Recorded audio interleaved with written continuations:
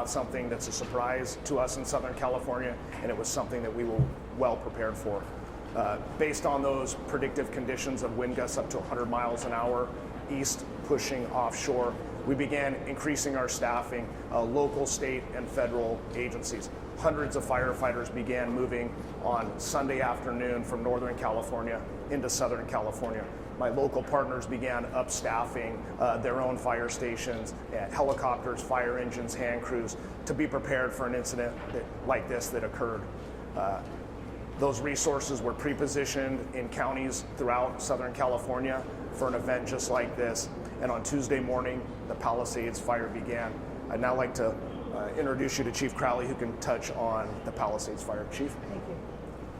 Thank you so much, Mr. President. I'm here just to provide you a brief on 3 significant fires that have occurred within the city of Los Angeles. With that, I'm going to be focusing on the Palisades fire. That fire broke out yesterday morning around 10:30. We did pre-deploy a number of resources. We knew there was a potential for a significant threat to our constituents due to the weather event. High winds. I've never seen the winds in my 25-year career. So we leaned forward as much as possible and pre-deployed. With that, we had a significant amount of fire that occurred. We had an aggressive fire attack. The fire has grown from originally 10 acres to 10,802 acres as we speak.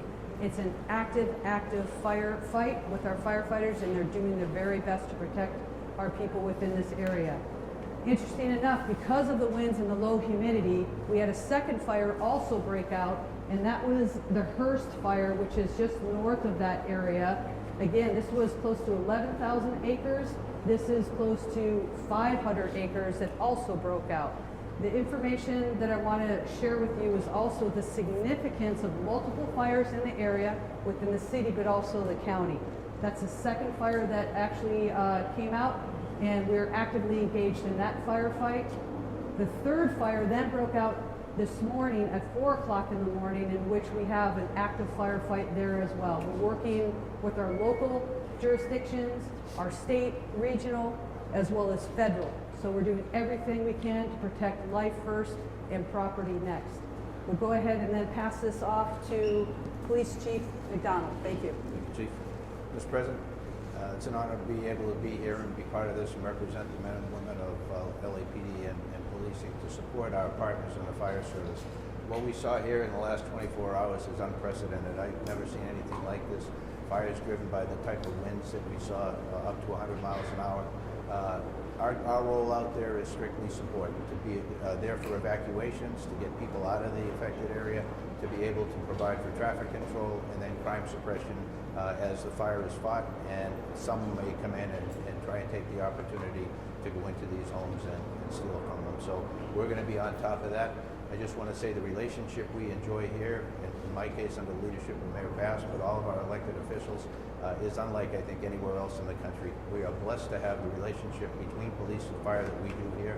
Unfortunately, we do this kind of thing frequently, never to this level, but I can't say enough about how important that is. And as we go into the next 5 years with the Super Bowl and the World Cup and the Olympics coming up, it's critical that we maintain those partnerships. So thank you for this opportunity, sir. Oh, sorry. Let me introduce my partner from the County Fire Department, Chief Tony Maloney.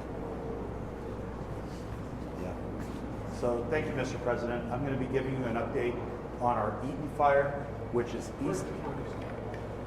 The county starts all the way up in Lancaster and goes all the way down to the Long Beach border.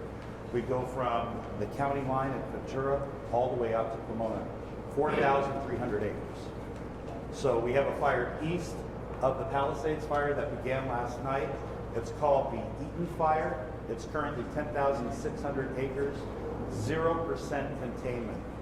We have over 750 firefighters on the line. Unfortunately, 2 people have lost their lives. Residents have lost their lives at the Eaton fire. It's impacting tens of thousands of homes, not only in the city of Pasadena, but also the county area of Altadena. And we're doing our very best. We just had our out-of-state resources arrive from Arizona at the Eaton fire to assist us. Last night, as the Region 1 coordinator, I contacted the Governor's Office of Emergency Services. We requested 250 additional engines into LA County with 1,000 personnel. We also are using our compacts with other states like Arizona, Nevada, Oregon, and Washington. Firefighters from those regions are on their way down to Los Angeles County right now to assist us. So thank you for your interest, thank you for your attention.